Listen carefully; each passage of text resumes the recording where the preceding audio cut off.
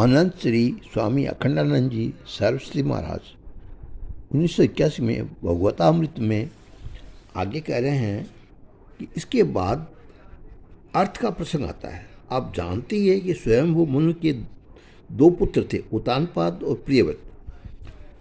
उनमें राजा उत्तानपाद की बड़ी ऊंची स्थिति थी, सबके ऊपर उनकी पहुंच थी। उनकी दो पत्नियां थी, एक सुनीति और दूसरी सुरुचि। सुनीति पत्नी अच्छी नीति पर चलने वाली थी और राजा को सुनीति के अनुसार चलना चाहिए। सुरुचि पत्नी अपने मन की पसंद होती थी, प्रीता से चलती थी। जो राजा को अपनी पसंद से चलता उसको पुत्र तो होता है, परंतु तो देखने में उत्तम होता है, परिणाम में उत्तम नहीं होता, उसका विनाश हो जाता है। जो राजा सुनीति के अनुसार चलता है उसको दूर्वा जैसा पुत्र मिलता है और परिणाम में उसका हित होता है। दूर्वा का अर्थ है नित्य अविनाश, सुनीति अर्थ है सुनीति, और सुरुचि का अर्थ है सुंदर रुचि। अतः उत्तानपाद सुनीति पसंद नहीं थी, सुरुचि पसंद थी। इसलिए एक बार राजा ने सुरुचि पुत्र उत्तम को गोद में ले रखा था। तब सुनीति पुत्र दूर्वा भी गोद में चढ़ने के लिए आया, लेकिन राजा ने उसका अभिनंदन नहीं किया, उसको गोद से नहीं उठाया। तो सुरुचि बैठी थी, उसने बालक को दूर्वा से कहा कि बेटा, यदि तुमको महाराज की गोद में बैठना हो तो जाकर भगवान की आराधना करो। आराधना करके द्वारा पहले मेरे पेट में आओ, जब तुम्हें जन्म मेरे पेट होगा तब तुम्हारा राजा के सिंहासन पर बैठने के लिए मिलेगा। जब आप एक बात पर ध्यान दें, सुरुचि ने दूर्वा से ये नहीं कहा था कि भगवान की आराधना से तुमको राजा की गोद मिलेगी। उसने ये कहा कि भगवान की आराधना करने पर तुमको राजा की गोद नहीं मिलेगी। आराधना करने के बाद जब मरोगे तो मेरी मरने के बाद मेरे पेट में आओगे और मेरे पुत्र बनकर जब तुम ये राज्य सिंहासन पर प्राप्त कर सकता है। इस प्रकार सुरुचि ने भगवान की भक्ति का, शक्ति का, अभिव्यक्ति का तिरस्कार किया। उसके कथन का तात्पर्य यही था कि तुम्हारे राज्य सिंहासन पर बैठने का मुख्य साधन तो मेरा पेट होगा और गौण साधन भगवान की भक्ति होगी। अभी माता सुरुचि की बात सुनकर बेचारे दूर रोने लगे, क्योंकि उनके मन में राजा के गोद में बैठने की वासना थी। वे रोते रोते अपनी ही माँ सुनीति के पास गए। उनके कुछ कहने के पहले ही दासी ने जो घटना घटी हुई थी सुनीति को सुनकर सुनाई थी। लेकिन सबको सुनने के बाद भी सुनीति के मन में न तो सुरुचि के प्रति कोई ईर्ष्या और न द्वेष, न राजा के प्रति कोई दोष दृष्टि। उसने बड़ी शांति से कहा, बेटा दूर्वा, मेरी सोच ने तुमको जो रास्ता बताया है वही तुम्हारे लिए श्रेष्ठ करा। भगवान से ही तुम्हारे पिता को ये पद दिया जा सकता है। तुम्हारे दादा स्वयंभू मनु को भी उनका पद भगवान ने ही मिला था। तुमको सचमुच भगवान से की आराधना के बिना ये पद प्राप्त नहीं होगा, इसलिए तुम जाओ और भगवान की आराधना करो। माता की बात सुनकर बालक दूर्वा ने तत्काल ही भगवान की आराधना करने के निश्चय किया। इस संकल्प के अनुसार वे घर से निकल पड़े और भगवान की लीला देखिए। जिसका कल्याण होता है उसके मांगने विघ्न बाधाएं अपने आप दूर हो जाती है। इतना ही नहीं, उनको सुगम मार्ग भी प्राप्त हो जाता है। दूर्वा जी को दरवाजे से बाहर निकलते नारद जी मिल गए। उन्होंने पहले तो ये कहा कि बेटे, अभी तो तुम्हारी इतनी छोटी अवस्था है कि तुम्हारे लिए क्या नाम और क्या अपमान, क्यों तुम इस तरह क्षत्रिय भाव में आ रहे हो। सच्ची तो ऐसी है कि इसमें मान अपमान होते रहते हैं, इसलिए इनको सहते हुए आगे बढ़ना चाहिए। लेकिन दूर्वा ने उत्तर दिया कि महाराज, मेरी माँ ने तो कहा है, सौतेली माँ ने जो भी कहा है उसके अनुसार मैं भगवान की आराधना के लिए घर से निकल पड़ूँ। फिर ये अमंगल अवसर देखिए कि घर से निकलते ही भगवान ने आपको भेज दिया। मैं क्षत्रिय का बेटा हूँ, अपने लक्ष्य प्राप्त किए बिना नहीं लौटूंगा, भले चाहे कितने जन्म लग जाए। देखो, दूर्वा ने नारद जी को प्रणाम किया। बालक को शिष्टाचार की आवश्यकता नहीं पड़ती, इसलिए वो नारद जी से ऐसी बातें करता। दूर्वा की दृढ़ दृष्टि देखकर नारद जी ने बड़ा आश्चर्य हुआ। उन्होंने तुरंत दूर्वा को भगवत प्राप्ति के लिए द्वादशाक्षर मंत्र बता दिया और उसके जप की विधि बता दी। ये भी कह दिया कि तुम यमुना तट पर चले जाओ, मथुरा के पास मधुबन नामक एक वन है, उसमें रहकर भगवान की आराधना करो। दूर्वा ने बहुत कठिन तपस्या की। पहले फूल फल खाकर, फिर जल पीकर, फिर वायु पीकर, अंतर्गत्वा सब कुछ छोड़कर एक पांव से धरती पर खड़ा हो गया। अब दूर्वा को प्राणवायु से एक हो गई, उसकी व्यष्टि भाव निवृत्त हो गया और समष्टि भाव से स्थित हो गया।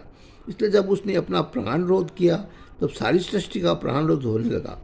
देवता लोग घबराए और भगवान के पास गए। भगवान ने कहा, देवताओं घबराओ नहीं, मैं जल्दी ही दूर्वा को तपस्या से निवृत्त करूँगा। ये कहकर भगवान शब्द रूप गरुड़ पर आकर और शंख चक्र गदा पद्य रूप चारों पदार्थ हाथ में लेकर दूर्वा के सामने प्रकट होकर, लेकिन दूर्वा तो भगवान के ध्यान में इतना मग्न था आँख ही नहीं खोली, इसलिए भगवान ने ध्रुव के अंतःकरण में होने वाली अपनी स्फुरणा को बंद कर दिया। तब ध्रुव ने आंख खोली तो देखा कि भगवान चतुर्भुज रूप से बाहर दर्शन दे रहे हैं।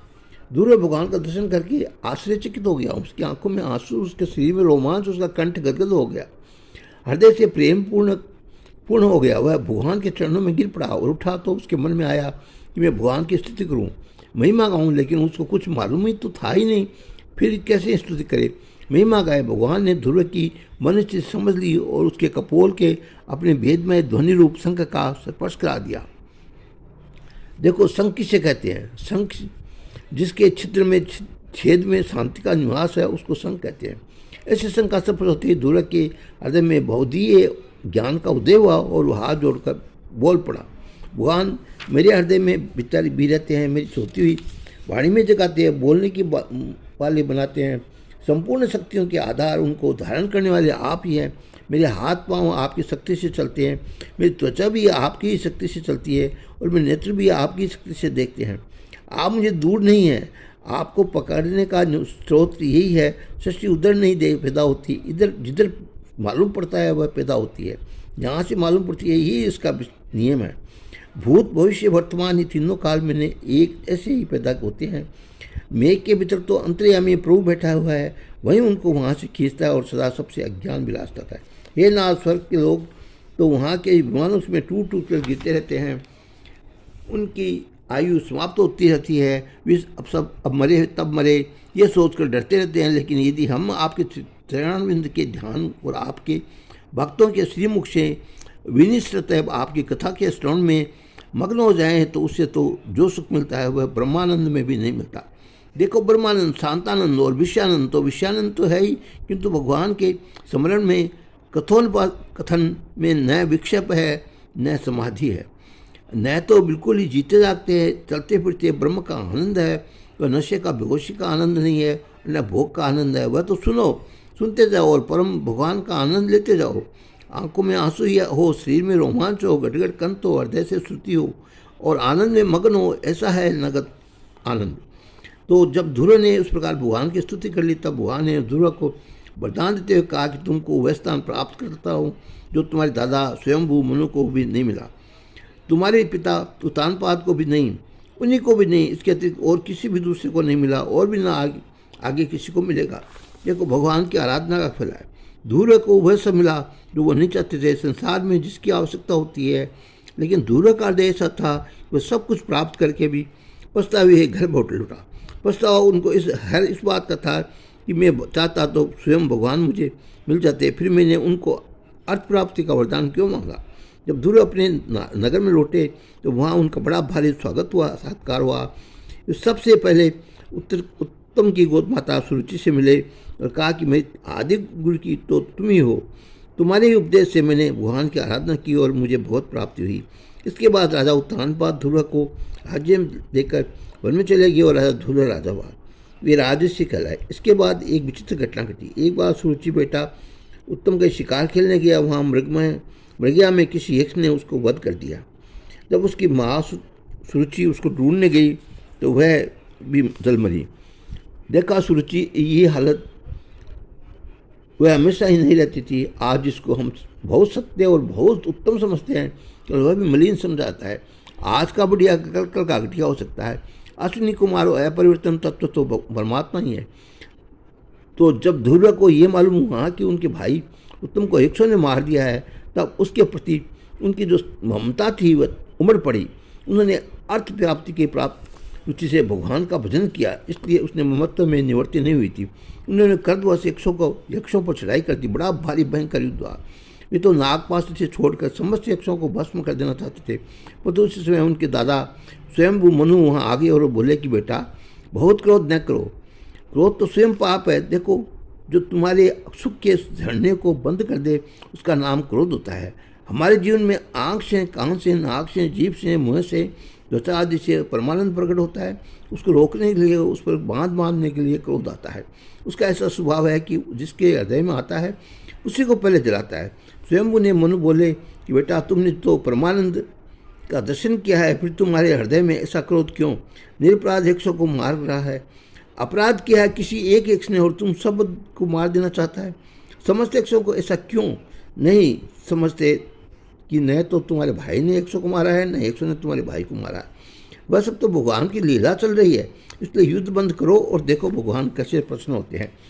अपने से बड़ों की प्रति सहानुभूति और छोटों के प्रति दया, बराबर वालों के प्रति साथ मित्रता और समस्त प्राणियों के साथ समता का वर्णन करने से ही सर्वात्मा श्री हरि प्रसन्न होते हैं। और इस तरह श्री अखंड अनंत श्री स्वामी अखंडानंद जी महाराज आगे कहे। उसके लिए जय श्री कृष्ण, जय श्री।